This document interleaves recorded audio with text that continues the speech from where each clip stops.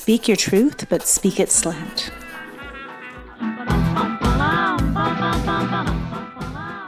Okay, welcome humans to Speak It Slant. All the humans in the house, we're here, we're back. We are doing an episode called, what is it, Nikola? Yeah, well, this is episode 3, New Beginnings. New Beginnings. It's and March. I'm Terriann Walling. I'll be one of your hosts. Yes, and I am Nikola Ragusa. I will be the other co-host. It's nice to see you and talk to you. It's been a while. Yeah, it's been a while, but we're back, and we have lots of poetry to get through, and maybe some fun things along the way. Yeah, we have a lot of poetry. Actually, I'll just tell you all who we have right away so you know. We have Pedro Elves Pint, Estella Lee Kemper, Anastasia DeFonso, Zach Manny, and Chelsea Generu, and myself, and a little E.E. Cummings. And I don't know, Nicola, did you pick something for today? Yeah, I might have something. I have a little bit of maybe some T.S. Eliot and some of his East Cocker or Cooker or whatever you pronounce it. It's East Cocker. Yeah, it's just a thing about, he wrote something about new beginnings sort of as well. So yeah. Okay, well what are new beginnings to you, Nicola? What does that mean? Oh man, what a big question. New beginnings are just like, new goals, maybe new aspects in your life that have come into, that you have included into your life at a certain point and stuff like that. Those type of two things right now for me is what new beginnings are, like bringing things in to improve your life, or maybe just brand new situations. Does it have to be about improvement? Does it have to be an improvement of life? Or no, not at all. Not at all. It doesn't necessarily need to be an improvement. No. I think for me, new beginnings more is just like a change. And the reason that I suggested this topic was because it was spring 2 days ago, right? So it's the beginning of spring, and spring always represents like new life and newness. But newness can mean just moving from like one area of your life, I guess, into a new area of life, or it could be a flower has grown. I know that the poems that we have been sent have all different kind of connotations. Oh yeah. To new beginnings, and I think it's just really up for debate what that actually means. But I think that we should do a pop-up poem to start, because that's always a fun way to start things. So if you haven't heard this podcast before, a pop-up poem is Nicola and I just like make something up on the fly. It's had other names too, right, Nicola? What are those other names? Yes, that's right. Well, yeah, it's been like a poem on the fly. You might have heard it on the podcast as poem on the fly, or pop-up poems, or I think there was another one too, but I don't remember. But it's the same thing. It's all the same thing, and we just don't like cement ourselves to any real name. So you, dear listeners, are going to be privy to a brand new, never existing poem that we're pulling from a different reality. Do you want to start it, Nicola? Yeah. The trees come in various positions. The trees come in various positions, frantically seeking newness. That's actually pretty good. That's actually pretty good. That's it? That's our pop-up poem? That's a good one. The trees come in various... What was it even? I've forgotten already. Oh my God. We'll have to re-listen to it on the way back on the re-listen. It was fantastic. I thought it was so fantastic that it just stopped me. I thought that was the end of a poem. That was very good. Sometimes they're 2 lines, sometimes they're 4 lines, sometimes they're more. That's true. That's the first one. I love it. Snaps to us. Snaps. There we go. Sure. Also, my voice is kind of cracky because I'm really sick right now. So I sound like, those people from The Simpsons, the ants. The aunts. Oh my gosh! Yes. Right? How you doing? Oh yeah, Peggy. How you doing, Marge? Marge. It's Oh yeah, what are their names? Oh, I don't remember. If you know the ants, the 2 ants or aunts or whatever. Do you say ants? You say aunts. Aunts. Yeah, aunts. Yeah. There's no other ways to do it. Okay, I'm gonna. Actually, you want to start with Pedro? I can talk a little bit about him really briefly because I do want people to kind of know who this is, and we'll put all the information into the information box. Yeah, of course. So he is found under PAP_poetry on Instagram and is a 22-year-old university student currently finishing his bachelor's degree in the Netherlands. He's been doing poetry for a little bit, and he's just kind of taking the time to take things more seriously. And I think he reached out to us on Threads. Yeah, we're on Threads. Right? Yeah, we're on Yeah, Threads. not even Instagram. So No, you can no. find him on Instagram, but Yes, you that's can right. also find him on Threads. Yep. So if you'd like to go ahead and read that, Yeah, Nikola. great. Yeah.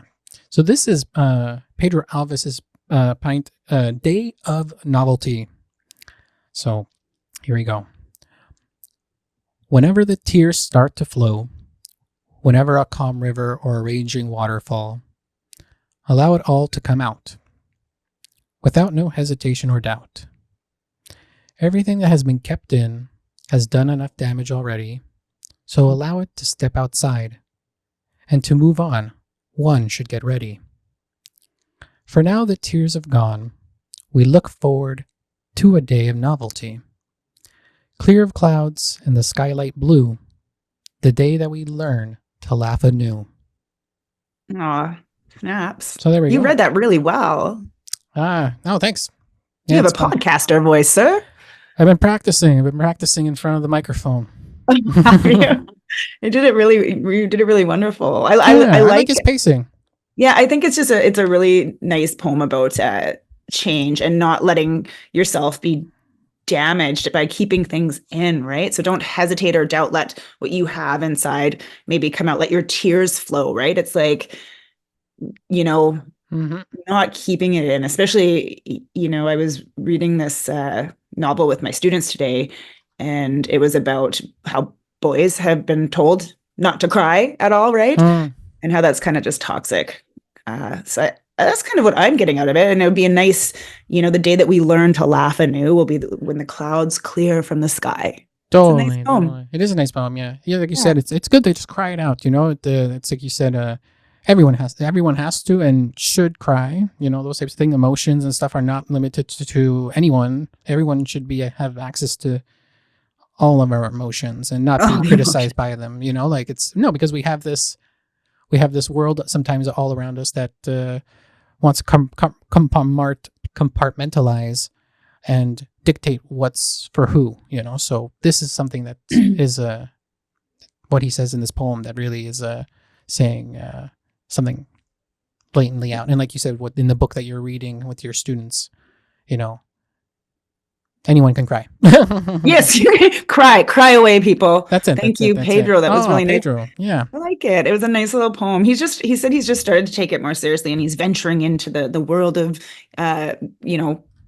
poetic sharings with others. So I think that's a great start. I think that I want to read a poem by E.E. Cummings. So like the famous poet from a long time ago. Do you know who it is? Do you know who E.E. Cummings is? I've heard of the name. I've heard of him probably joked about in popular culture, but I've not really. In what regard? I don't know, but because I don't know what, but I'm sure I have because he is it is a very famous name, and a lot of smart, funny people also probably made fun of him. I just don't know when. His last name's Cumming? Is that why? Oh, no, maybe not because of Cummings, but. Oh, okay, that's what I was thinking you were getting at. No, I wasn't at all. Like, shame, shame, Nikola. No shame at all. But now that you mention it. Well, he's one of my favorite poets because he was writing during a time where he was playing with structure, right? So he decided to like gear away from rhyme scheme and capitalization, punctuation, all that kind of stuff in the modernist kind of period. And so he even squishes together names in this poem. So there are two people and he squishes them together as like one in a way, which is kind of cool. So when you hear two names, there's no blank spaces. So he plays a lot with structure, which makes him really appealing to me. And just a really marvelous, wonderful writer. And this one is called In Just by E.E. Cummings. And the way it's written is it's in brackets. So it's in just. Okay. In just spring, when the world is mud, luscious the little lame balloon man whistles far and we. And Eddie and Bill come running from marbles and piracies, and it's spring. When the world is puddle wonderful, the queer old balloon man whistles. Far and wee. And Betty and Isabel come dancing from hopscotch and jump rope, and it's spring, and the goat-footed balloon man whistles. Far and wee. What do you think? Oh, it's very interesting. I love it. And you read it quite well.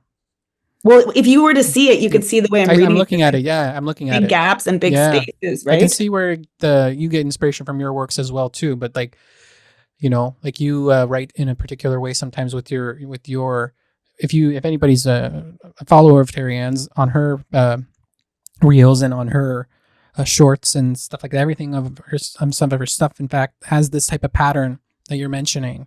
So that I see a semblance. Maybe it's completely different. Yeah, some of it. I like to play around with that. I know you play around with it. Yeah, totally. But it's just almost takes place. I like that. It almost takes the place of the punctuation, right? So instead of a comma, if you put a gap, yeah, you know, it becomes something different and beautiful. But what I really like about this poem is how freaking creepy it is. Like running throughout this poem is this balloon man who's whistling. Right? Yeah. It's like there are these children playing and they're playing marbles and it's springtime and the world is mud luscious and there's a little balloon man and then there's a balloon man whistling and then the goat-footed balloon man whistles. Like it seems so off-putting in a way where it's like put together with this beautiful spring scene meant to represent new life. And then there's this creepy balloon man wandering throughout this poem. It gives me the heebie-jeebies in ways, you know? Like, who's the balloon man? What is that supposed to represent? It's just this creepy, like, maybe it's supposed to represent a different time period, right? Like, maybe not spring or something like that. But it's always kind of been unsettling to me, and I think that's why I'm really drawn to it, because it's creepy, right? It's a little bit creepy. It is creepy a little bit. You're right. I just, I also think just the way it, like you said, it's laid out. It almost has this artistic look as well. It has a look. It has this, so it's sort of this journey through the whole poem that's sort of creepy as well too, because things are so spaced out and certain words are being given more emphasis by space.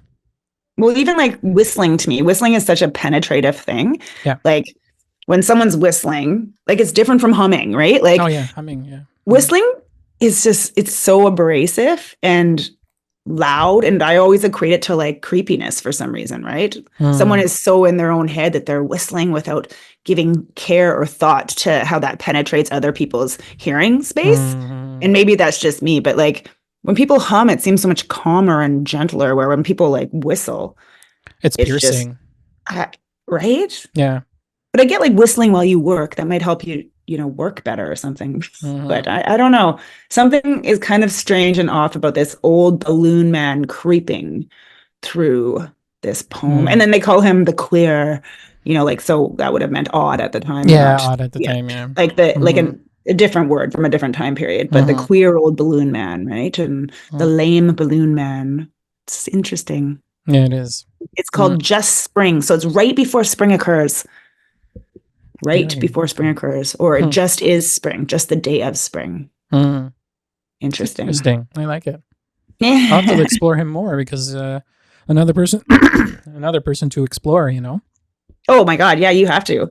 What do you want to do? You want to read another poem? I think we're going to be poem heavy on this poem podcast, because we tend to like just jabber all the time. And we actually had a lot of people sending in poems to us, which was really, really cool. And I feel honored that has occurred. So the more the merrier, because the more we get, then the more we can do, you know, and the more we can fill up our time and explore, you know, and reading I think it's poetry. Wonderful. Yeah, that's the whole point, right?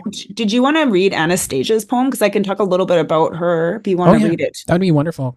So Anastasia DeFonso, and again, we'll put the links to her stuff in the link box. I don't know what that's called. My words are not working. It's okay. Yeah, we'll put it all in the description. We'll put it all in the description in both the YouTube and on the Spotify. All the information about the show notes, it will be all in there.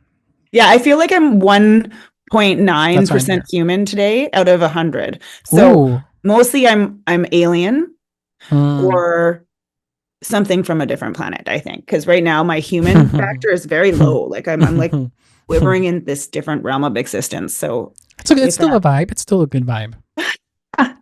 my my alien my alienness. Okay, so this one is, and I think you're going to read it, right? That is correct. Okay, so in Anastasia Defonso, this is a piece called Portrait of the Body as Earth. And it's, she just wrote a book, actually. Did she? And it's going to be released in September by Gnashing Teeth Publishing. And they're amazing. They actually, like, I was a part of a piece of their anthology of blackout poetry. And so they sent me a cool sticker, and I have a book with myself published in it through these people. I saw it. Yeah, they're relatively like they're a small publishing company, but they are so receptive and so amazing towards poets, and just I'm really happy to be a part of that, actually. And so Anastasia, and another one of our poets has something published through them as well. So check out that publishing company for sure, Gnashing Teeth Publishing. So Anastasia lives in California, and she has 3 cats, and so that's awesome. That's amazing. Yeah, and again, this new piece of poetry, this new chapbook called Girl will be coming out in September of 2024. So we are lucky enough to get to hear a piece of her poetry right now, and hit her up. Like, make sure you contact her if you like what you're hearing, and, you know, say, hey, your stuff is amazing. Because that helps people feel like, you know, people are listening, and it's nice to feel like people are listening to your poetry. So go ahead, Nikola. Yeah, it's always good to listen and also good to read these poems. So this is a Portrait of the Body as Earth by Anastasia Defonso. Hopefully I'm pronouncing that correctly. Once hunger sharps... sorry. It's okay. Snap it out. I thought I got it out there. I thought I had it. Here we go. Once hunger sharps knife... Oh my goodness, again. Let's do no it. problem. Third Just go. time's the charm. Yeah, I think so. Once, hunger's sharp knife humbled the hills of my body. Let her smooth as Floridian earth, to be scaled as by casual walkers. She enjoyed the flow of people, ready with cameras, faces large, against her blurry backdrop. Soon their weight on her brittle bones broke her, and she bled like a child newly grown. Famished, she formed Alaskan mountains on her hips, and breathless walkers fled to flatter ground. New life grew in their absence, bones eclipsed by beds, of forgotten me-nots, soft as burgeoning breasts. Through not yet welcome in this foreign language or landscape, I will not pluck her weeds, will not carve my comfort into her new-found curves. I will feed her until she is full and free. Whoa. Wow. That is okay. This is interesting. That is something. Once hunger's sharp knife humbled the hills of my body. So hunger is being like this is being personified. Yeah. Yeah. That's what it's. Yeah. So once hunger's sharp knife so, you know, we kind of blind read these, you guys, and like, so we're kind of thinking our way through them at the same totally. time. That's what I'm like right now, just trying to just like circumnavigate until she is full and free. Like this. Okay. Oh my I might want to do a reread of it, because it's such, I don't know, this form. I've never read a form like this. I like it's beautiful. Like it has the way of writing. Yeah, like so what she does, if you were to see it, is that she writes her sentences all the way through, but there's 2 like stanzas of 2. And the it goes one full sentence, and then the first line has small letters. And so it's a sentence, but it's busted up into like 2 stanzas of 2 lines, right? Yeah. So once hunger's sharp knife humbled the hills of my body, left her smooth as Floridian earth to be scaled by casual walkers. Whoa. Yeah. She enjoyed the flow of people, ready with cameras, faces large against her blurry backdrop. Do you think this is something about body image? Or am I just simplifying it? Like, because I think it's simplified. I think it's being too simplified. Because there is something there. There is, because when I finished it, there was something beyond. There was something. I'm just thinking. I'm still. It's settling on me. It's almost settling on me. I've never had anything yeah. happen like this before to me. Hold on. Into her Um. newfound curves, I will feed her until she is full and free. So maybe there's a hint in the title, Portrait of the Body as Earth. So it's about taking care, like maybe it's I think it's about, taking care of the earth. I think it's about taking care of the land. Something about. It's something about. Not. It's something in nature. It's something there. Something. It's about nature. It's not a person. It's not anything like that. It's about this something. I don't know. It's something about taking care of something. or looking at your body as Earth and taking care of the Earth, Maybe it's right? yes, Like, maybe like that. Maybe like that. sorry, I've Oh, got a cough. Well, this is yeah, kind of stopped me in my tracks. This is an absolutely stunning poem yeah, there's that something I here. would love to actually throw out to my students and get them to take a look about it, right? Oh yeah, throw it to Famished, she the. formed Mm-hmm. Alaskan mountains on her hips. Ah, breathless walkers fled to flatter ground. New life grew in the absence, bones eclipsed by beds of forget-me-nots soft as burgeoning breath. This is beautifully Yeah. stunning Well, the end is really good imagery. too. Yeah, the ending is pretty good. Uh, I will not I feed her until she is full and free. I will feed her until she is full. Yes, take care of your body, take care of Earth. Maybe like Mm-hmm. both Mm-hmm. of these things, right? Like you need to be free and you need to be full and cared for, right? And so does the Earth, And nothing perhaps. can be. And Nothing should be. Yeah.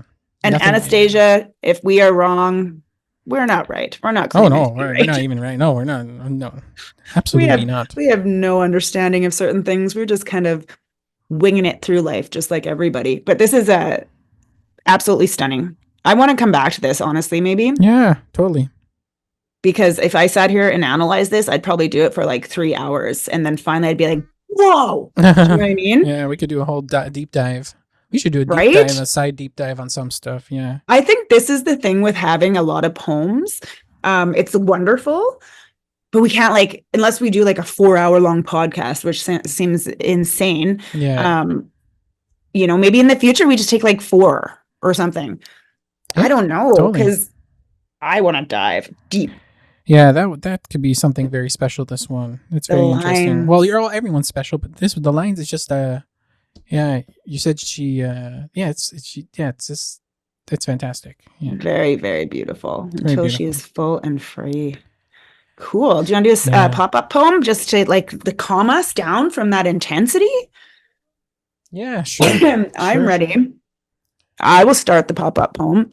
Let's aim for like 4 lines, Nicola. Do you Okay. think? Yeah, you can call the shots this time. This time, huh? No, I'm just kidding. You are funny. Oh, you're smiling. It's so nice to see your smile. That's what a lot of people Um, say. what? I said that's what a lot of people say. Oh, they're just like, smile, Nicola. Just give Mm. us a little smile. I noticed behind you that the wasteland is sitting there. Yes, it Sorry, is. squirrel, Yes, it is. squirrel. Yeah, Waste's Land is there, and also Book of Longing, which I spent reading. Both books I spent reading at least 2 or 3 times in the past month. I've read over at least the Wasteland no 3 times, and then Book of Longing That's I've read over awesome. several times just because.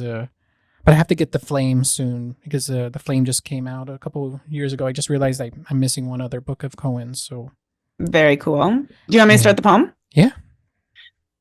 Okay, so I'm gonna start. It's gonna be like a little narrative story, maybe. So let's because kind of inspired by this poem that we just read. So she rocks the rails of reality.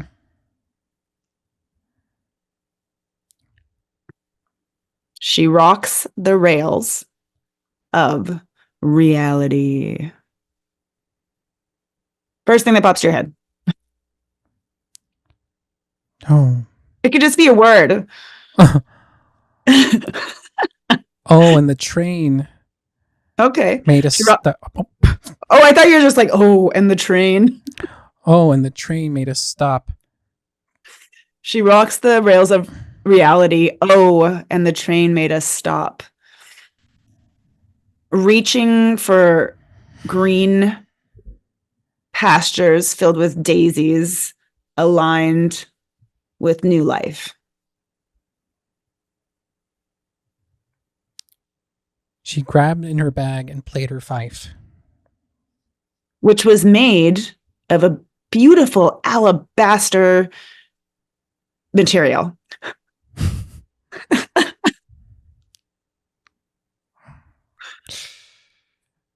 What shall she do with her fife? She plays a lonesome tune that no one will ever hear. And yet, the reality is future generations know the song exists. That's beautiful. Yeah, it's good. I don't know what it was or what we did there. Well, I do know what it was. It was a poem. It was a pop poem. Hey, what is alabaster? Isn't that like, could that be made into a fife? I don't know, but you said it, so you had to make a definition for it. I feel like it's stone. Oh, maybe. Can a fife be made out of stone? Sure. Some of the oldest flute in the world, I think, is made out of a bear's bone, or it's made out of bone, I think. Cool. Well, where did that poem come from? That's a very cool poem. It's a cool one, yeah. I'm going to definitely listen to these and write them all out, and we'll put them in the show notes. I'm gonna read my own poem. Oh, we're gonna jump right into your poem now. That's great. I think so. I think it's fantastic. Why not? I think it's a great idea. We've done a couple poets from Instagram, and we've done a E.E. Cummings poem.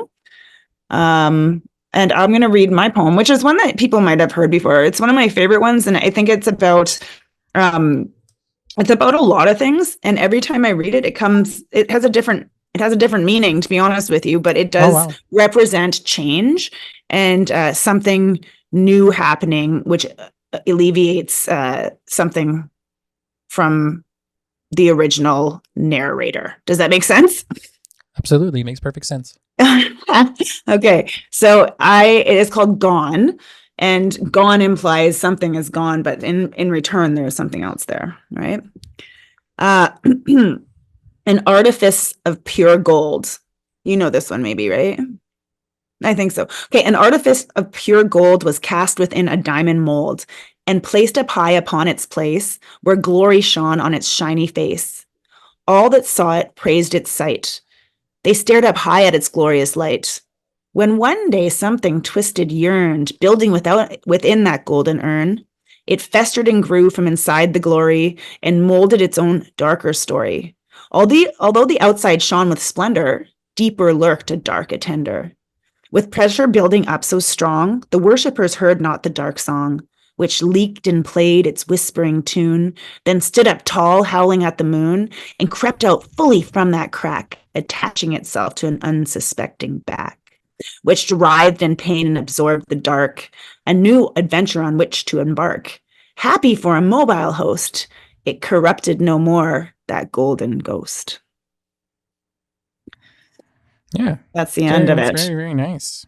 It's nice. I always love the diamond mold.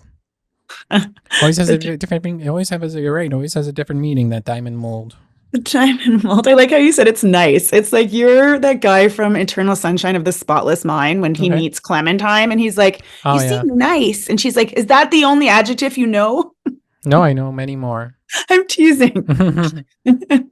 It's just good to start off with nice, I guess. It's nice. I think it's like something that grew inside of my heart and soul and came out without me even knowing what it meant. So you're lucky to even have that come out, and then you can just recognize it and make it into something like poetry like this. It's pretty great.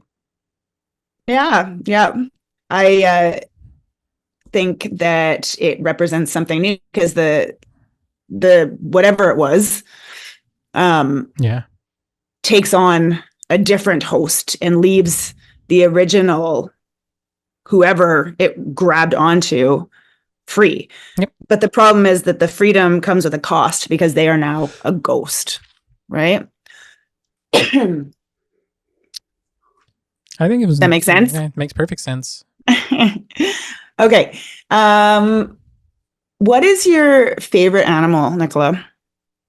Oh, favorite animals. Mm-hmm.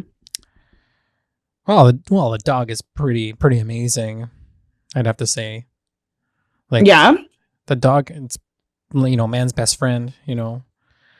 I've never been really friendly with many other animals. I would say You've only taken the time. maybe a couple deers, llama, an elephant once waved to me once. So I think elephants are number 2 for sure. An elephant waved to you with its Yeah, tail? with its trunk and said hello to me and came up to me What? and had like a conversation with me at the zoo. Like it was pretty amazing. That's really It was cool. like some type of spirit or something just came right up to it, just said hello to me and gave me the gentlest, like most human type of wave. I'll always remember that wave. So I would say elephants are a cool number 2, but to Okay. actually have meaningful like little relationships with them and going out on a date, probably just dogs and maybe some cats. That's funny. Yeah. Animals are really special, You? right? Like Yeah. we somehow have been lucky enough to be able to have these familiars. And I was talking to my students today about it. Sorry, I'm talking about the students a lot because I'm back to That's work now okay. after being That's off for 3 months. fantastic. And I was like, this is the one thing that makes me think that we live in a fantasy land, because humans have been gifted these animals that allow us to, have them around. They like us, dogs especially. Dogs are like, let me be a part of your life. And the cats are like, you can be part of my life, but I still will live with you, right? And then like an elephant waving at you. My favorite Yeah. animals are goats. I think goats are like, Oh, goats are pretty fantastic. they're Yeah. amazing. They have such attitude, Yeah, yeah, you're right. It's the attitude thing. I was about exactly going to say that exact word. I'm like, it's their attitude that makes them kind of awesome to be around with, because they're not just like the typical animal. They're really temperamental and they're really, they know how tough they are. They always butt heads. They know that they can defend themselves and they know they can just be themselves and jump on a rock and then jump on a tree and then escape and then do whatever. They'll do what they want. Yeah, They they don't do what they care what you want. think. That's what a Absolutely. goat will do. I That's got what, butted by a goat once, oh, that sucks. and I still like them. So that says Yeah, something. that says something for sure. That's why they stick around. It's true. It's Yeah. true. Do you So want to read? Okay, so I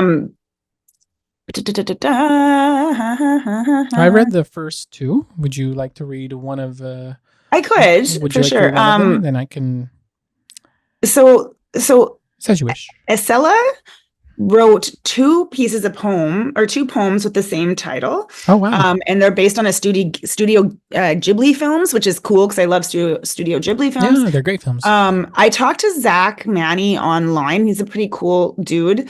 So I might read his stuff. Actually, he's lives in Washington, and he's recovering and now sober addict.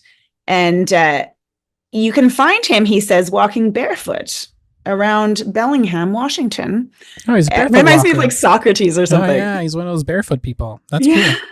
cool. Reading and writing poetry. He's done performance art and live painting at events and festivals. And he's just like the other person. They're just started to share their stuff in public spaces, which is really, really hard to do. I can talk to you. I can talk to my students. I do not like being on a stage at all or sharing in public. I'm sorry. So I am going to read his piece, which again, you can find him as psychedelic brain droppings, which is quite hard to remember, but we'll put that in there. So his piece is called Warning. I'm just going to skim down to it. Do it. So am I, just so I can follow along. Here we go. Again, I read over it briefly, but I have not deep diving. Oh, well, I hope we can dive a little into it. Okay, so it's called Warning by Zach Bob Manny. Okay, give me a moment. Whew, gotta breathe. You can have 2 moments. I never want to do people's poetry injustice, so it takes me I take it very, very seriously. I was a Renaissance man of self-destruction. Watching people who truly cared slipped through tattooed fingers only opened the door of my mind while putting the rest in a glass case. I refused to break, especially in an emergency. Sneaking off to my hermit tower to play whack-a-mole with happiness. This addict is recovering now, dons robes of purifying flames. I'm never going to be the same. Thank goodness. Thank goddess. Sorry. I'll be riding my hobby horse side saddle towards backward sunsets, blowing a kiss to the past I left behind. Yet, I still clutch the cliches of existence, right next to the rose on my chest. Something so basic, attached to a priceless treasure, because I spent too many years circling this track. Marks on a page become my new scratched up mirror, clear of residue. Staring back is someone I once called square. Shining like the tinfoil I got too familiar with, my concrete rings were smashed into angel dust. I still lined it up. Old habits die hard. I gotta say goodbye to that sky. Roots will dig deep in the rich soil of my potential, bending like the willow, dancing with winds of normalcy. Yet, you won't catch me weeping. I do that shit in private. After diving headfirst into a pool, not yet ready for my commitment, I'll climb up 6 feet from the bottom of my heart again, smiling, sober, simply grateful to greet another day, something I never thought I would say. That's amazing. It's very nice. I love, like, your delivery is very good. I like the storytelling aspect of it, and like you can see that you read in front of your students, you read out loud, you read all the time. Like and it has excellent pacing and everything. It's a very good job. It's just a beautiful reflection of, very good job, Zach. Yeah, a beautiful reflection of becoming, sober, really. And like the idea of climbing up 6 feet from the bottom of my heart again, and the idea that you're not buried and you're not dead, you are alive, and that you're vulnerable, is something I always really appreciate and respect that a poet does, is put themselves into this vulnerable situation and allow us to read it. And I can envision him with his tattoos, and I know that now he has a tattoo of a rose on his chest, is what I'm assuming, but it's attached to a priceless treasure. I'd like to know more about that, to be honest with you. Like, just I'm curious, right?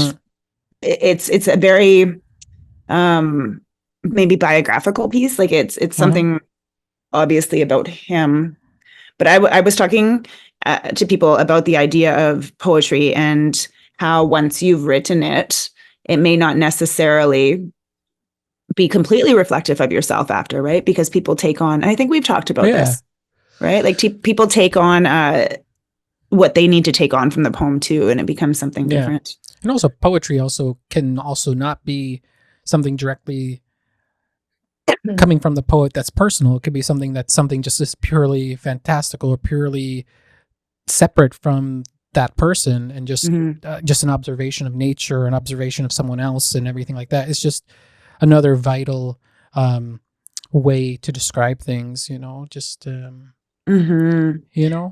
This definitely is a poem of becoming, right? So I got to say goodbye to that sky and look at like a new sky, right? And actually really become something different, and something that he never thought that he would become, and just grateful to be alive, right? Every day. When people ask me, how are you doing? I'm like, I woke up alive. I guess you wouldn't wake up. I woke up. I could get rid of the alive part. I think that's a little overkill. No, nothing's over. It's okay. It's just ironically. Ironic, yeah. Did you want to read the next piece? Yeah.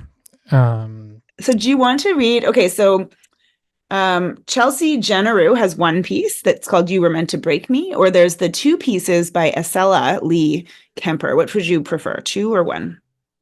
Do you want to do? I always prefer 2. Okay. That's fine. Like 2 hot dogs? Whoa. I just 2 goats? I just told you 2 elephants. 2 elephants? 2 elephants. 2 is always better than 1, people. So this is Nikola. Yeah. Yes, it's on record now. It's on record. I like when you get flabbergasted. You're like, oh, why did she say that? No, not at all. Why? I mean, I'm glad you said that. What else is good in 2s? Oh my gosh. So many things. Oh my gosh. A dinner. Everything's better. A dinner. A dinner. 2 dinners or 2 dinner? people? No, a dinner of 2. 2 fancy jackets. 2 fancy jackets. 2 little top hats. Yeah. 2 pairs of glasses. 2 pairs. 2 sets of earrings. Yeah. two gloves. 2 gloves are always better than 1 glove. Yeah, that's true. Because you're gonna have some pretty cold. What about 2 fingertips. pairs of gloves? Is that better? Oh, that's 4 pairs. Then you have to put them in your 4. pocket. Then you have to put them in your pocket. What's the worst thing in the world? I'll tell you. One of the top things is a pocket full of gloves. A pocket full of gloves. Oh, it's the worst. Especially when you have an extra pair and you're like, why do I have an extra pair in my jacket while I'm walking with a pair of gloves? Yeah. No one needs a pocket full of gloves. Nobody needs a pocket full of gloves. It's too many gloves. Too many gloves. Too many gloves. I don't think I've ever had a pocket full of gloves. I really underdress for the Good. weather. Good for you. Because then you. No, I'm a Canadian, and so are you. But like, you lived a life then. Because if you have it, you don't live a life. It's horrible. I would have a pocket full of gloves instead of being freezing like a crazy person, not That's wearing a jacket, not wearing proper boots. I'm like, meh. It's basically summer because that's happening in 5 months. Yeah, it's true. for 5 weeks. Yeah, I'm like, I could just put a jacket on, but meh. Yeah. Jackets, yeah. Or 1 pair of gloves. That's it. Which comes in 2s. There we go. That comes in 2s. It's true. Okay, so I'll talk a little bit about Estella Lee love that. Kemper, who has written 2 pieces. They're both called I Ate Shooting Stars. I think just like, is that what they're called? Okay. And how? Or you could read one and I could read one. Would you like to do that? Because we're now splitting the 2 for me into 1 for you and 1 for me now. we could if you want, because they have the same title, but it's up to you. Well, I don't mind. I just want to know how they're laid out in the doc here because. Okay, so they're right underneath each other. Oh, okay, then that's fantastic. I ate shooting star once. Oh, okay. And there it is. I see it.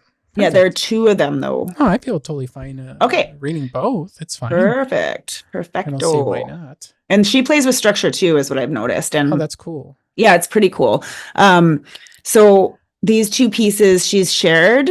She's planning to include in her debut poetry collection that she's working on for grad school. So she's a grad student right now, which I was at one point, and it's kind of hellish. And it's nice that she's finding some time to do school and poetry at the same time. It's probably like a great outlet. Both pieces have the same title, and they're based on Studio Ghibli's films, which I absolutely love. Me too. Spirited Away is my favorite. What's your favorite one? Probably the most recent one that just came out. I saw it. The oh my gosh, the one that was just in the theaters and won the Oscar for best animated film. The oh my god, the herring and the something, I forget. This is one that came out this year. It has a weird title. That's why I can't remember it. It's one of the newest. It's the newest one. That's cool. I actually haven't watched that one. But Joe Hisashi is the composer for this one as well too, because and who also wrote the music for all the other Studio Ghibli films, or most of them rather. Is it Ghibli or Ghibli? Oh, Ghibli. It's all of them. There's no I think there's a right answer. There's a right answer, but everyone accepts everybody's. I never know. I always get it wrong. No, it's okay. It's okay. But yeah, I love those films. I definitely would. You know what we should definitely do is to maybe even do a side episode about and a watch through of one of them. There's some that are very quite poetic. Oh, they're absolutely. I love them. I like Howl's Moving Castle. Yeah, Howl's Moving Castle is amazing. Yeah. Oh, it's so fantastic. Spirited Away again is my absolute favorite. Spirited Away, I have to watch. Not too often because it's so good, and I know when I watch some things over and over, they lose a little bit of their magic. Not magic, but I tend to forget. I tend to skip things, and then I don't really feel. I don't have that paying attention like I did the first 3, 4, 5, 10 times. That's funny. I really like Shihiro's character and how she develops throughout it. Oh my god. Yeah, and totally. No Face. Oh my god. Oh yes. No Face. Totally. Okay. There's probably a lot of people don't know what we're talking about, so I'll just carry on. Or a lot of people. Yeah, it's true. If you are popular. a Ghibli or /Ghibli fan, send us your stuff. Oh my god. That'd be amazing. So she's the poet from Pacific Northwest. Where is that? Pacific Northwest. So you're looking at like Oregon. You're looking at Seattle.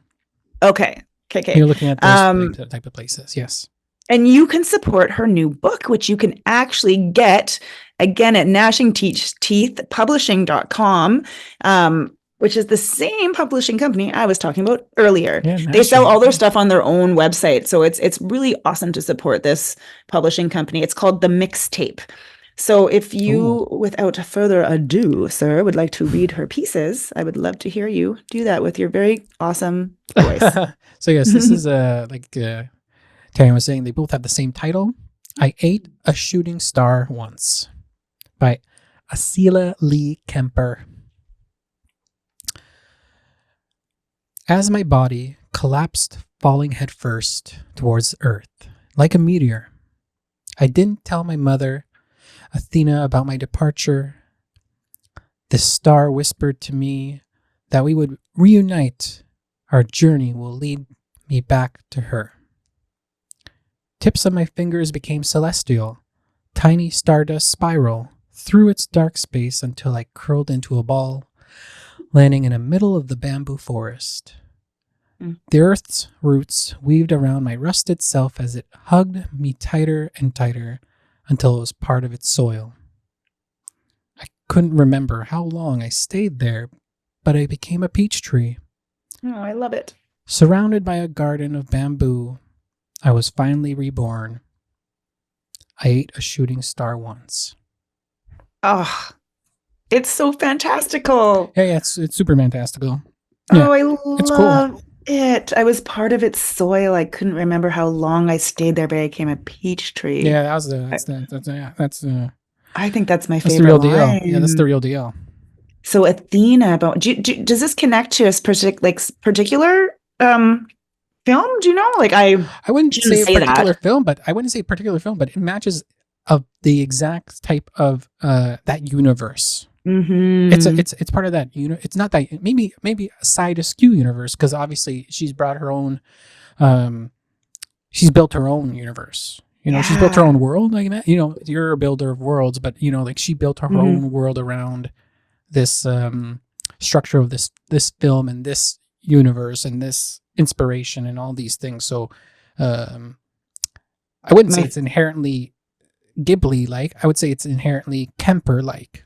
yes, I love that. I think she'd like that So too. congratulations on that, because it's good. So I'm excited for the second one. I just want to talk yeah, about this one for a couple more yeah, please seconds because do. I'm loving this idea of the tips of my fingers becoming celestial, tiny stardust spiraling through its dark space until I curl into a ball landing in the middle of the bamboo forest. It does remind me of that one with those little, what's the one with the little clicky click click things in the forest?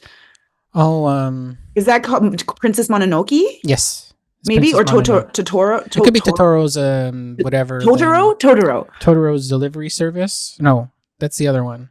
No, that's Kiki's delivery Kiki delivery service. service. Yeah, Kiki's Yeah. delivery service. Totoro's just delivering stuff. Yeah, Totoro's just delivering stuff now. It's me, Totoro. This I need a job. I need a job. It's rough. It's me. I'm just delivering the mail. Yeah. Kiki's not around anymore. Here's your bills. She moved on. She's the one that sings "Country Roads," right? Oh yes, that's Takes right. me home, and That's she keeps switching it up. Yeah. Oh, it's such a good one too. That's a good one. Oh man, we should do a whole thing about that. We should. Okay, I want to hear Totoro month. Oh my god. Totoro. Totoro. Totoro. Totoro. Totoro. Yeah. Totoro. Okay. It's always Japanese is always guttural. Remember, it's guttural. Now I'm wondering who else could be a part of the delivery service. Oh my god, so many people. What other characters? Hal's delivery service. Like, who do you want delivering you stuff, right? Oh man, the mask guy. Oh yeah. Oh my god. What's that really? Oh my god, the saddest one of all times is the Firefly, Grave of the Firefly or something. Oh, that's one of the ones I'm not Oh so familiar my with. god. If you watch it, be prepared to feel like sadness to the ultimate extent of your existence. Oh really? I felt that it recently. Is I don't want to feel that incredibly sad. I don't want to feel like that again. Well, it's based on war and like yeah. It's desolate, and it's at the end I was like, why? I was in a sad mood when I watched it, and someone said, well, let's watch a Miyazaki film, and I'm like, okay, because I love Miyazaki, but they hadn't watched this either, and at the end they're like, I'm really sorry. Because I'm like, now I just feel worse, and I start crying. But yeah, so that's Grave of the Fireflies. If ever you are mentally prepared for it. Yeah. Okay, please read I Ate a Shooting Star Once. The Wow, second we're back one. in the universe of the shooting stars. Okay. I love it. So here we go. So this is actually called I Ate a Shooting Star Once by Elisa Lee Kemper. As a kid, I gazed upon the night skies while its glitter rained down on me. Each star tried to run away, but kept bouncing off from field to field, window to window, before crashing into the lake and never returned. Some stars turned into sparkling gorillas as one by one roamed down to the mountains, then through the melancholy meadows. But the one who landed in my hands granted me a wish. Ooh, that's exciting. I'll gift you a shiny new armor, beauty. My mother Athena saw potential in me to be the strongest scholarly warrior that she would be proud of until I wrapped my fingers with magic. Beats of musical instruments and fantastical words of poetry. Apollo didn't bestow this to me, but Athena wasn't pleased. I gave the shooting star my wish before I swallowed it whole. Although Athena's eyes still haunt me, I want to be resurrected as her. She looks like me, sings and writes in nebula like I do, but braver and wiser. Take my heart in exchange to be her. Take my heart in exchange to be. Ooh. I really dig this poet. I really dig this poet, and I really dig this thing. And I just want to say, like, since this podcast has been going on, like, I've been trying to understand a lot of how to read poetry out loud. So this exploration has been very good because now I can see a lot more about pacing and about how to read ahead. Because I'm a musician, I tend to read ahead with my notes. So I tend to read ahead while I read so that I can prepare myself for an exchange of emotion or however pacing you want to do. And I guess I'm enjoying this. I'm just saying that I'm enjoying this, and I hope everybody's enjoying my practice and my learning of how to do this. So yeah. Well, I know I am. Oh, that's great. I'm glad. I think you've done a great job before, but it's obvious that you're giving it a different kind of vibe and like taking some time with it. I appreciate that. And like, do you know Athena? So she's the goddess of what? Hunting? War. I think it's she's the goddess of war, Mars. definitely. Yeah, I think so. It's interesting. I feel like this must, well, she's making her own worlds. This maybe is connected to maybe one of the films. I don't know. Yeah, war and wisdom. Let us know. Yeah, she's goddess of war and wisdom, I think, the Olympian goddesses. Okay, very cool. She's the wisdom of warfare, wisdom, and craft. Right. Okay, Cool. Because Apollo didn't. Who's Apollo? Apollo's the one that holds the. Oh yeah, Apollo's like the. Apollo holds the Earth up or something. Yeah, he holds the Apollo. Oh my God, I don't know. I feel like an idiot. No, Atlas. Atlas is the Earth holder, right? Atlas. Okay. And so Apollo is the god of archery and music and dance and truth and prophecy and healing. So, because this is poetry. Why she's asking. Oh my God, that makes so much sense. So she's asking, be proud of my wrapped fingers with magic, beats of musical instruments and fantastical words of poetry. Apollo didn't bestow this to me, but Athena wasn't pleased. I love this gobbling up of this star. Oh yeah. Eating stars is a huge thing, especially in like a lot of that like Japanese type of universe mysticism, and a lot of Miyazaki, also in a lot of like Evangelion, a lot of those types of shows, and a lot of these new mythologies of futuristic type things is all about gods swallowing stars, or beings swallowing stars, or swallowing the earth and then changing the earth to something new. Do you know that scene in Spirited Away with like the little soot monsters in what's his name? Oh my God, Kamaji. He's the big the spider guy, the grandfather. Such a long time. And there's those little soot monsters, and the one character comes in and just feeds them little stars. Oh yeah, Do you remember that part? I do remember it And they're just vaguely. like Yeah, gobbling them up. yeah, they love eating. Yeah, it's true. But you can make those stars, right? Like, if you just take Yeah. a small strip of paper, I Okay. know how to make origami tiny stars. I got Oh, what? obsessed with it when I was a teenager. Oh my gosh. I should Yeah, definitely so make I just them. love this gobbling stars. Beautiful. Gobbling stars. That should be a T-shirt. Oh, let's make it. Yeah, I'm just writing it down. Gobble all the stars. Be a Gobble star gobbler. all the stars. Okay, gobble all the Oh, no, that's cute. stars. That's greedy. Leave some Gobble stars all for the others. stars. That's pretty good. Okay. And then one That's little funny. goblin on the side saying, leave some stars for others." I was reading a poem today and it had who was it called? It was by gosh, the guy that wrote The Wheelbarrow. It's a very old poem. And in the end, he basically says that give me hunger, give me strife, give me pain, but leave me one star in the sky when I look out my window. Hmm. Like, so pretty. Hmm. Like how beautiful, right? Stars are just so Hmm. magical. It's like we're looking into the past. I think we literally are, like scientifically, right? Yeah, well, yeah, we're Like looking at when this. we see Yeah, them, that's they're not now. That's very not now. Those are all young stars. mm-hmm. We're just looking at the young stars. And the idea that we've been The looking sky at is this, young. oh, it's so freaking beautiful. And we've been looking at the same stars that everyone I admired looked at.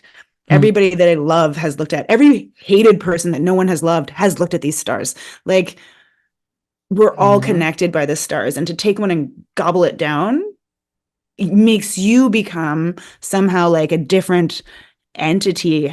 It's just such a beautiful idea to think about. I love these two little poems. I'm curious of why she did two. When I would really like to know that, you know? Uh-huh. Yeah. Maybe I like the concept. Maybe it's like what I think is I think she's building a mythology. She's building a universe. Mm-hmm. So some stories, it seems like maybe they're just like maybe they're just chapters in a way, you know. They're Well, that's just what she was saying, right? yeah. Like she's working on this for like for a book, right? Yeah. A collection of poetry she's working on while she's in Mhm. grad school. So I wonder, yeah, very cool. I'm Even things excited like to that see can be where she goes. adapted. Yeah, even stuff like that can be adapted to to screenwriting. It could be an actual animation or a short film, like those types of things. It's poetry, but it's also just so theatrical. It is. I need to get her book, and same with Anastasia's. Yeah, absolutely. Because I keep buying poetry books. Have you noticed that? I have noticed that a lot. Oh my God. I have bought I have spent so much money on poetry books, but I'm happy about it because I want to support poets and I want to support smaller publishing companies. But also I just love reading these poems and these what these people do. And I really connect when I talk to them and get to know them a little bit. And that means the world to me. When there's a face to these people, it's not just some rando that has like 100,000 followers and they follow 3 people, you know, like I find that somewhat problematic. I'm not going to lie. Just That's because it's like, it's not connecting with community. It's just all about kind of you, right? Like, which is fair. I guess it's fair. But like, I like the idea of people connecting with others, you know? I don't know. Maybe you think differently. No, I just think there's also those people who there are some people who have 100,000 people, maybe supposedly, and then they also still have thousands of followers, but still have, you know, they still roll through their feed and watch and listen and even message people back. Like we've had, for instance, with us, with flute, for instance, like we've had several people who are very popular, not in the flute world, but popular people who reach out to us and talk to us and still keep on good terms with us. And yeah, that's cool. You know, I think it's just because we live in such a big world. I think I agree though. There is a lot of that. What you say, totally. There's that. Well, I don't know if people know that you have another channel, so we'll just like pop that in there because Nikola and his partner have the flute channel. Yeah, because they're musicians, right? And yes, that's so right. that's very, very cool and have a ton of followers. Yeah, and like so maybe you don't follow people, but we do follow. We don't follow people, but we follow people. We don't necessarily have to follow them. We go and message on their stuff, and Contact them, we yeah. listen to them, and we say how good a job they do, and Mhm. that we're listening, and that you should be listening to other people too. And then we try to say that we're not separate from you. We're just another person watching on YouTube, just like you. You know, we're not separate, and we want to know your story. If you want to share it, Mhm. beholden to us to tell us your story. We're there, and we'll listen to I think your story. I think that I've read Instagram. thousands of comments, thousands.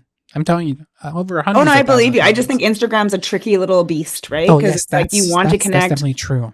you want to connect with people, but then Hmm. they don't allow you to connect with a lot of people. But then Hmm. you know what I mean? So it's like, I wish, and we've talked about this before, Nicola, there just needs to be another forum that's not I know so, it there seems like a has to be. dictatorship almost. That's why we don't Like, use that. That's why personally we don't use Instagram. Our field of play is YouTube, yeah, and we have thousands of comments every week, yeah. nonstop, that I just read, and I don't just like it. I try to respond.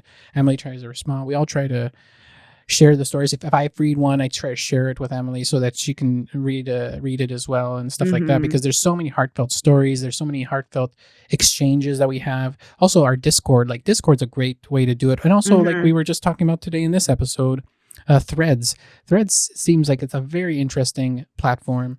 I'm um, liking it. yeah, I know you're liking it very much, and Yeah, we're going to try to do a little bit more on the Speak It Slant threads, and I know I'm trying to do a little bit more on my personal one, but again, it's about balance. You know, there's that famous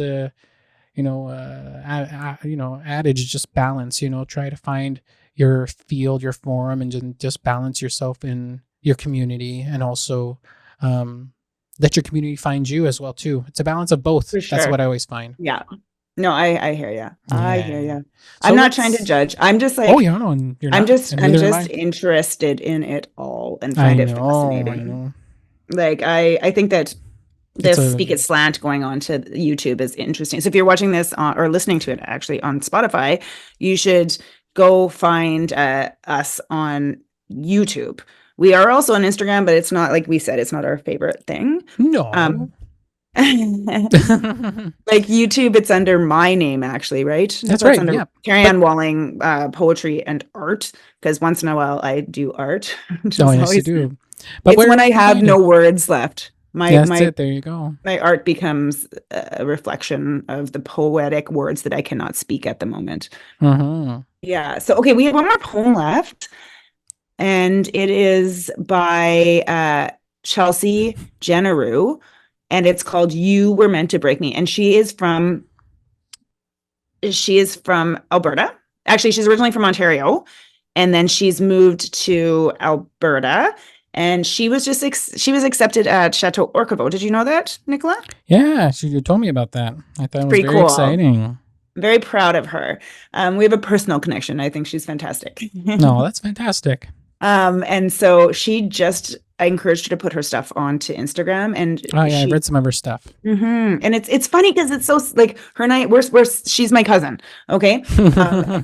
No, she's been writing poetry since she was a child. She's 10 years younger than me. And we never really shared each other's, like I've read her poetry, like she wrote for our Nana's funeral, and I read other pieces that she's written, and they're always fantastic. But when I started like diving into her actual pieces that she's been sharing, I feel like we have a like familia connection, because we almost have the same kind of cadence, you know what I mean? Mm. Um, and I know she's been that way forever. It has nothing to do with me. It has to do with her and it being her soul, you know? And so I'm really, really excited to read a piece of her poetry, because I just absolutely love and adore this human. And this one is called, it didn't have a title, but I think I called it You Were Meant to Break Me. All right. So you were meant to break me, and I was meant to be broken. I had to be shattered beyond repair for my heart to split wide open. A million pieces on the ground, I stood and stared and recognized none. Were they all from me? I thought. I had finally come undone. I sat in emptiness for a while, feeling each bone now hollowed, each vein and vessel void. I shook and blinked and swallowed. I picked each fragment up and repaired my broken soul. I reshaped and shined each shattered piece until once again I was whole. But I was different than before. My broken now breathed light. I was stronger, a beautiful stranger who no longer feared the night. This new person I've become with no more thoughts of tormented thunder, a head and heart full of love, a sutured soul filled with wonder. Isn't that fantastic? Yeah, that's very Snaps nice. Yeah, to like you said, a very nice cadence, very nice. mm, Yeah, I think definitely a new. It sounds like it definitely has that new beginning type of thing too. It has this something to it. It's very like I love the first two lines though. You were yeah, meant to break me and I was meant to be broken. uh, What? of Like, course, of course. oh, It's come on.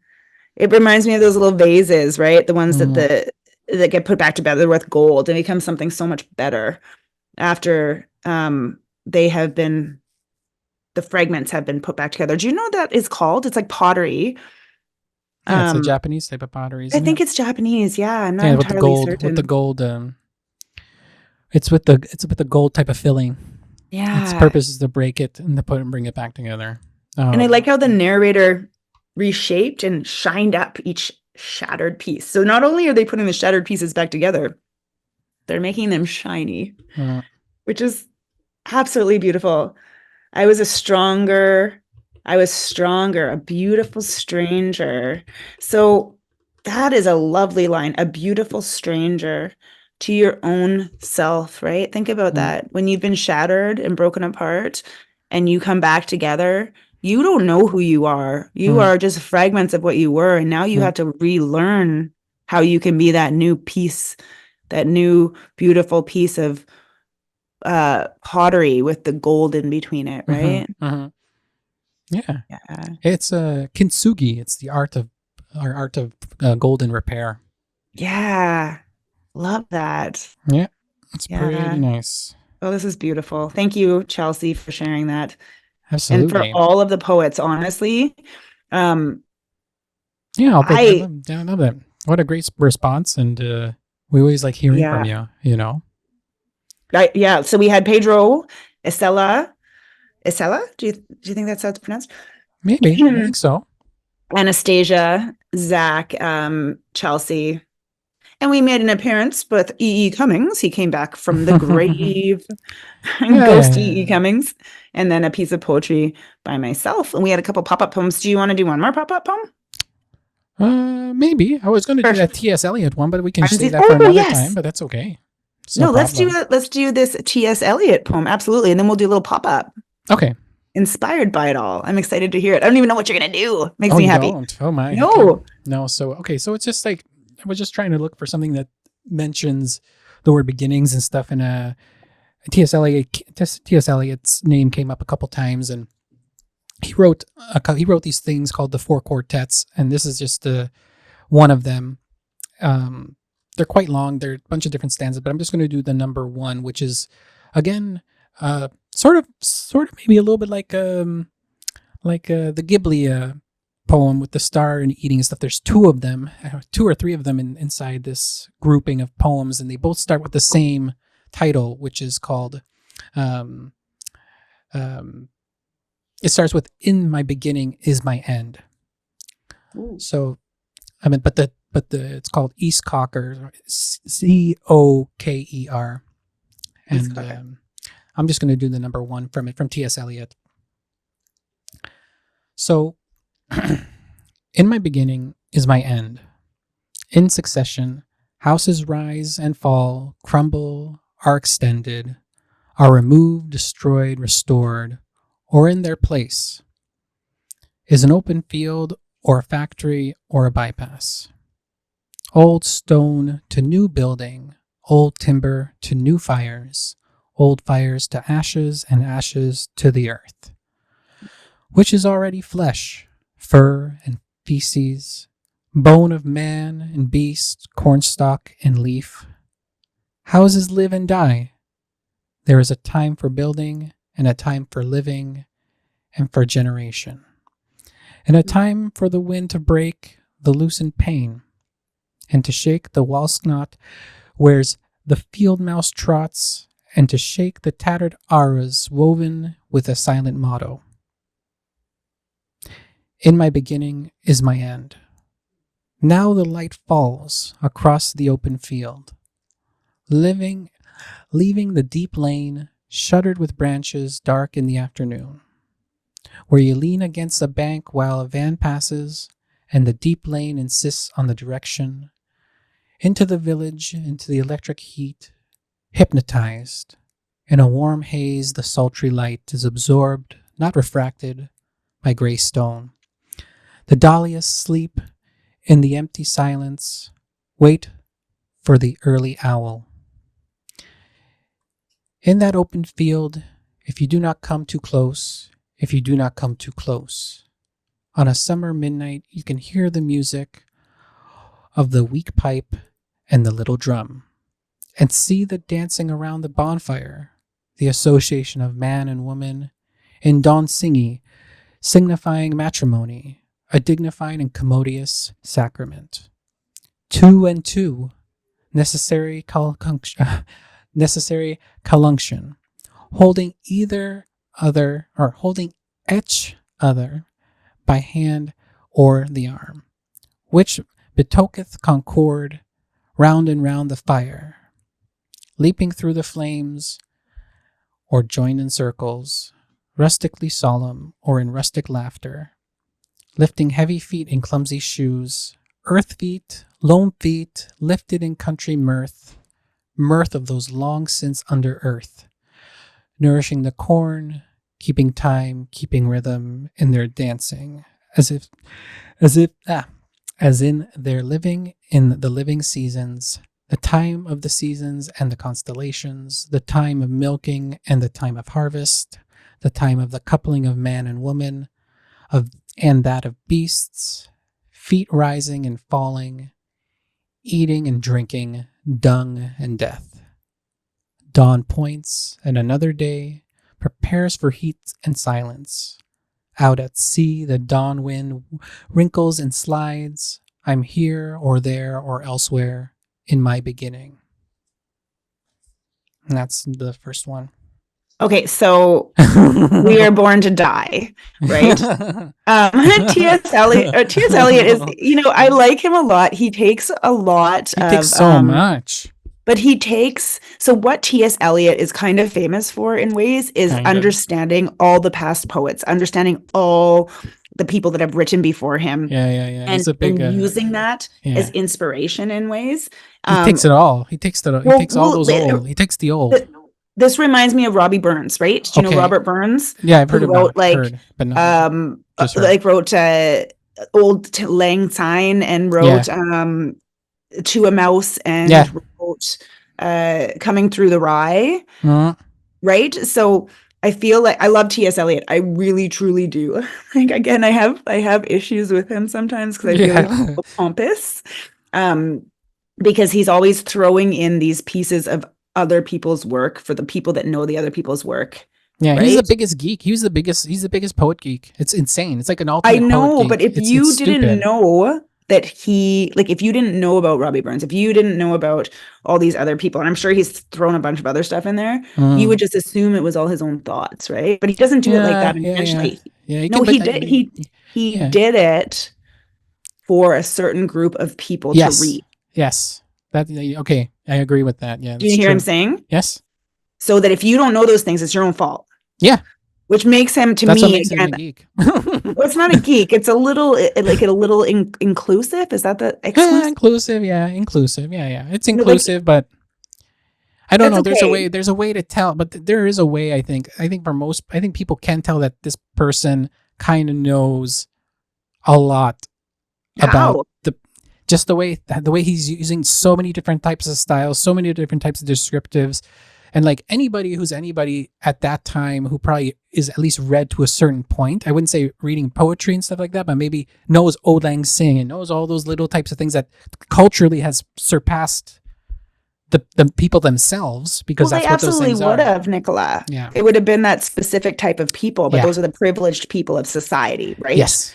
And so he doesn't allow people that are not privileged into his work in a way that they should. Gotcha. But that does not eliminate him as an amazing, fantastic poet. Yeah, for sure.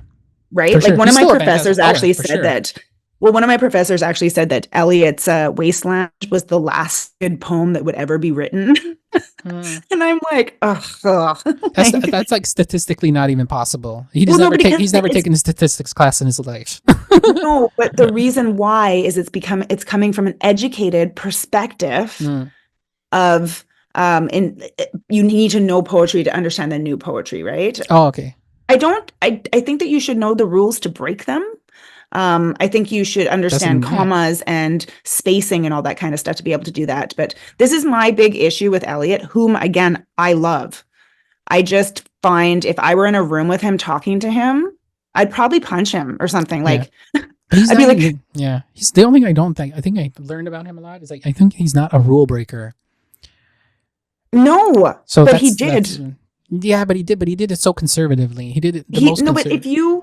if you read The Wasteland and the book that you have doesn't have like the footnotes, right? No, it doesn't. Okay, so did you know that he wrote The Wasteland with footnotes? Yeah, you told me about that in a previous But episode. Yeah, then I would like to read it. they interviewed him and he said, I made up half of those things. Hmm. Like he was like a so intriguing and Hmm. aggravating and wonderful at the same time. Like I would love to hang out with him, but again, I would probably end up like punching him or something. Hmm. Like maybe flirtily, like maybe I would like Hmm. really like him. Yeah, you Maybe I'm probably just in would. love with T.S. Eliot. You'd probably just be in love with T.S. Eliot. Yeah, and Emily Dickinson. Oh Oh my yeah. God, she would swallow him whole and he wouldn't even know how to handle it. I think he would leave a room and he wouldn't even know what just happened. Oh Jesus, she would She eat doesn't him even. It's like alive. she's like a samurai. She's like a She's an oh, assassin. She's an assassin. It's crazy. right? She's an Like assassin. like She's an her. assassin of poetry. I've just barely finished the book. I still have like I think 100 more pages left of her complete works, and I think I have to go back very fast because it's devastating. It's almost as devastating as Whitman. You know, like Whitman has this type of New York brutalism to him about how he writes, but she's got this real American East Coast 1800s can just fucking destroy Sitting in my anything. house by myself in a white Yeah, gown, big time, right? big time, big time. Her personality was too much for anybody at that Too time to much, handle. too much. Like the people that read, like, oh God, she's just brilliant. And again, Eliot's brilliant too. This is why I would love to sit in a room with these people. Hmm. Ooh, Mary Shelley would be fun to have there too. Maybe And we should write a play. like Percy Shelley, Mary Shelley, all the romantics, Hmm. you know what I mean? Like they would be kind of fun to have there. I don't know. Yeah, I It think would so be too. cool. I really appreciate that you read that. I think it's getting dark in here. Yeah, just Um, just went out. yeah, weird. Here, I'll try That's to funny. I'll That try was to really adjust things. it If you're just went. listening, it doesn't matter. But if you're No, it doesn't watching, matter. Yeah. I But if am you're now watching the video feed grainy. now, she's all grainy and more moody. It's more moody than grainy. There's not enough grain on that screen. Don't worry. I just went into like the Jeopardy tune. Oh Why? yeah. Do do do do do do. Doo-doo. It wasn't like do do do do do do do Oh my do. gosh. Well, that's a circus. I know. What little song is mine at this moment? Yeah. But my goodness, that would be such an interesting thing for sure. Like, yeah, but she's now becoming my favorite next to Cohen right now. But like I said, I might jump into E. Cummings as well too. You have to. I will. That's what I'm gonna. That'll be my next purchase. My book purchase will be William the. Carlos Williams, too, is someone that's really interesting. Oh, okay. Well, There's I'm sure I think we'll his name's explore William that. Carlos Williams. William I Carlos. I like, someone asked me, they're like, who are the new poets you like? And I'm like, I love the new poets. I love them. But I am always, like as I studied literature, and again, I'm like, I can understand Eliot's shit, which makes me kind of frustrated with my own self. But it's like, He's not considered the new anymore, though. no. I That's mean, not the like he's new. an old poet. I'm Yeah, saying he's an old poet. I love the romantic period poets. They are my absolute favorite. But also I respect like Chaucer, or Sappho from like way, way long ago. Or there was a woman named Gillian of Norwich who was one of the only women writer in that European kind of history that got like documented.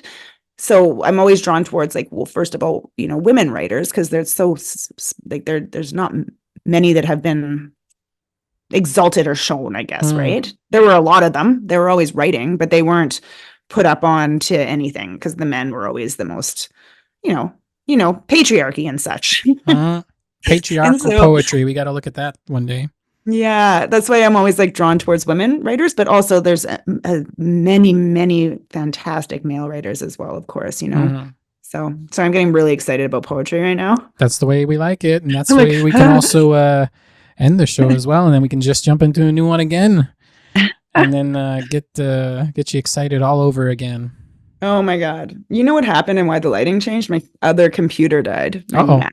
Oh, My your crap. Mac. Oh, there. Boom. I'm back. Oh, I'm back. There you go. There's your light. Your artificial light. My unofficial light. I love it. I love it. I have Oh, one I do too. too. Just that's what's lighting half of my face. Just one other screen.